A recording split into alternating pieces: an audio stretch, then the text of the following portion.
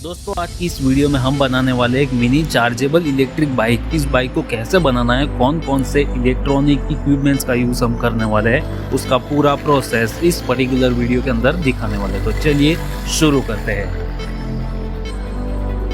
दोस्तों ये है 10 नंबर का 3 इंच लंबा बोल्ट और ये है 6200 नंबर की बेरिंग। अब इस बोल्ट को इस बेरिंग के अंदर फिट कर लेना है और दो अलग से चेक नट भी लगा लेनी है। ये है एक रबर व्हील। इस रबर व्हील को इस बोल्ट के बिल्कुल सेंटर में हमें सेट करके नट की मदद से अच्छे से टाइट कर लेना है। ये है हीरो बाइक का टाइमिंग चेन व्हील। इस टाइमिंग चेन व्हील को भी इस बोल्ट के बिल्कुल लास्ट में हमें फिट कर लेना है। यहाँ पर हमारा पीछे का व्हील हो चुका है रेडी। अब इस बेरिंग के ऊपर साइकिल फ्रेम क्लैंप को भी हमें फिट कर लेना है। ये है एक यू शेप क्लैंप। इस क्लैंप को हमें हैमर की मदद से अच्छे से एक एल शेप क्लैंप के अंदर कन्वर्ट कर लेना है और उसको पेंट भी कर लेना है। अब इस क्लैंप को साइकिल फ्रेम क्लैंप के साथ यानी कि बेरिंग के क्लैंप के साथ नट बोल्ट की मदद से अच्छे से फिट कर लेना है। तो यहाँ पर हमारा एल शेप क्लैंप हो चुका है कम्प्लीटली फिटिंग। ये है 15 mm की यूपीवीसी कपलिंग। इस कपलिंग के ऊपर साइकिल फ्रेम क्लैंप को सेट करके एक मार्किंग कर लेना है और मार्किंग के अकॉर्डिंग इस कपलिंग को कट करके एक यूपीवीसी रिंग तैयार कर लेनी है। ये है 608 RS नंबर की बेरिंग। इस बेरिंग को हमें इस यूपीवीसी रिंग के अंदर फिट कर लेना है। ये है 8 नंबर का 3 इंच लंबा बोल्ट। अब इस बोल्ट को इस बेरिंग के अंदर हमें फिट कर लेना है और दो अलग से चेक नट भी लगा लेनी है।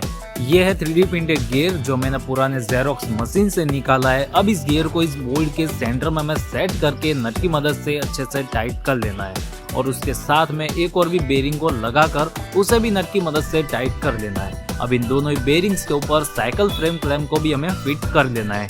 यह है टाइमिंग चेन व्हील। इस टाइमिंग चेन व्हील को इस बोल्ट के बिल्कुल लास्ट में सेट करके नट की मदद से अच्छे से टाइट कर लेना है। तो यहाँ पर हमारा गियर का सेटअप अब हो चुका है कंप्लीट। अब ये जो रबर व्हील का पूरा सेक्शन है, इस सेक्शन के अंदर हमें इस गियर को अच्छे से फिट कर लेना है और इन दोनों क्लैंप के अंदर 2 इंच लंबे बोल्ट को सेट कर लेना है और उसे भी नट की मदद से अच्छे से टाइट कर लेना है। दोस्तों अब बारी आती है टाइमिंग चेन को सेट करने की। यहाँ पर दोनों ही टाइमिंग चेन व्हील के ऊपर हमें चेन को सेट कर लेना है और आप देख सकते हैं वो प्रॉपरली फिट भी हो चुके हैं और वर्किंग भी कर ली है। तो यहाँ पर हमारा ये जो पीछे का जो व्हील का सेटअप है वो अब हो चुका है कंप्लीट। अब दोस्तों इस बाइक के अंदर हम जो मोटर यूज करने वाले हैं वो है गियर मोटर, क्योंकि इस गियर मोटर से हमें बहुत ही अच्छा स्पीड और अच्छे से अच्छा टॉर्क भी मिल जाता है और इस मोटर का पावर कंजम्पशन बहुत ही लो है। अब इस गियर मोटर के हेड के ऊपर हमें सेलो टेप की मदद से अच्छे से एक पैकिंग कर लेना है। यह है 3D प्रिंटेड गियर। इस गियर को हमें इस मोटर के हेड के ऊपर अच्छे से लगा देना है। फिर सोल्डर करने के लिए हमें इस मोटर को इस गियर के पूरे सेटअप के अंदर से निकाल लेना है। अब इस मोटर के पॉजिटिव साइड पर रेड वायर को सोल्डर करना है और नेगेटिव साइड पर ब्लैक वायर को सोल्डर कर लेना है। मोटर को अच्छे से फिटिंग करने के लिए मोटर के ऊपर हमें फेविक की मदद से एक पैकिंग को चिपका लेना है। अब हमें एक और यू शेप क्लैंप लेके इसे हैमर की मदद से अच्छे से स्ट्रेट यानी कि सीधा कर लेना है और उसको पेंट भी कर लेना है। अब इस क्लैंप को साइकिल फ्रेम क्लैंप के बोल्ट के साथ हमें अच्छे से नट की मदद से फिट कर लेना है। अब इस मोटर को गियर के साथ अच्छे से सेट करके हमें टाइपिंग की मदद से फिट कर लेना है। सो फाइनली अब बारी है मोटर के टेस्टिंग की। तो आप देख सकते हो मोटर से लेकर रबर व्हील तक का पूरा हमारा सेटअप अच्छे से मूविंग कर रहा है। अब एक और स्ट्रेट क्लैंप को इस बेरिंग के बोल्ट के साथ हमें फिट कर लेना है। अब ये है फाइबर का एल शेप क्लैंप। इस क्लैंप को हमें बिल्कुल सेंटर में से कट करके ड्रिल की मदद से कुछ इस तरीके से हमें इसमें होल बना लेना है और इन दोनों होल के अंदर 8 नंबर के 3 इंच लंबे 2 बोल्ट को फिट कर लेना है। अब इस पूरे सेटअप को इन दोनों क्लैंप के अंदर नट बोल्ट की मदद से हमें टाइट कर लेना है। अब ये है कार वॉशर पंप। आपने देखा होगा कार के ग्लास को क्लीन करने के लिए एक वाटर प्रोवाइड होता है। ये वाटर ये वॉशर पंप ही प्रोवाइड करता है। अब इस वॉशर पंप की नोजल को हमें रिमूव कर लेना है। रिमूव करने के बाद इस पंप को इस फाइबर क्लैंप के साथ अच्छे से सेट करके इसको फिट कर देना है। ये है चार्जिंग मॉड्यूल जो चार्ज करता है 3.7 वोल्ट लिथियम आयरन बैटरीज को। इस मॉड्यूल की B+ साइड यानी कि बैटरी की पॉजिटिव साइड पर हमें रेड वायर को सेट करना है और B नेगेटिव साइड पर ब्लैक वायर को सेट कर लेना है। अब इन दोनों वायर को सोल्डर की मदद से अच्छे से सोल्डर कर लेना है। जैसे हमने बैटरी का कनेक्शन किया वैसे ही हमें इस मॉड्यूल के आउटसाइड यानी कि O+ साइड पर रेड वायर को सेट करना है और O नेगेटिव साइड पर ब्लैक वायर को सेट करना है। अब इन दोनों वायर को सोल्डर की मदद से अच्छे से सोल्डर कर लेना है। अब हमें एक और वॉशर पंप ले लेना है। इस पंप के अंदर आप ये जो मोटर देख रहे हो इस मोटर को हमें रिमूव कर देना है। और इस पंप के अंदर चार्जिंग मॉड्यूल की रिक्वायरमेंट के मुताबिक हमें होल बना लेने हैं और उस होल के अंदर से चार्जिंग मॉड्यूल के सारे वायर को निकाल लेना है और इस पूरे मॉड्यूल को इस पंप के अंदर अच्छे से हमें सेट कर देना है। अब एक और हमें स्ट्रेट क्लैम्प ले लेना है। इस क्लैम्प के ऊपर इस चार्जिंग मॉड्यूल के पूरे पंप को सेट करके स्क्रू की मदद से अच्छे से टाइट कर लेना है। अब यह है एक ऑन ऑफ स्विच। इस स्विच के दोनों ही लेग पर रेड वायर को यानी कि पॉजिटिव वायर को हमें सोल्डर कर लेना है। इस स्विच को फिट करने के लिए हमें एक वॉशर पंप ले लेना है। इस पंप के अंदर होल बनाकर इस स्विच के दोनों वायर को निकाल लेना है और इस स्विच को फेविक्विक की मदद से अच्छे से इस पंप के अंदर चिपका देना है और इस स्विच के पंप को इस स्ट्रेट क्लैम्प के ऊपर अच्छे से हमें सेट कर लेना है और सेट करके स्क्रू की मदद से अच्छे से हमें टाइट कर लेना है।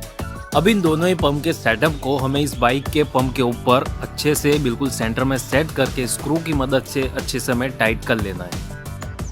सो फाइनली चार्जिंग मॉड्यूल का पंप और ऑन ऑफ स्विच का पंप इस बाइक के अंदर अच्छे से इंस्टॉल हो चुके हैं।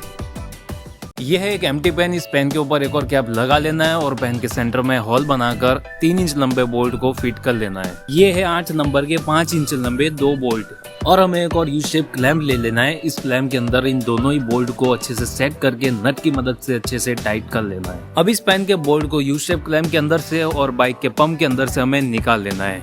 अब इन दोनों ही बोल्ट के ऊपर 2 अलग से चेक नट लगा लेनी है और इस बोल्ट के बिल्कुल सेंटर में एक और यू शेप क्लैम्प को सेट करके नट की मदद से अच्छे से टाइट कर लेना है। अब बारी है फ्रंट व्हील को फिट करने की।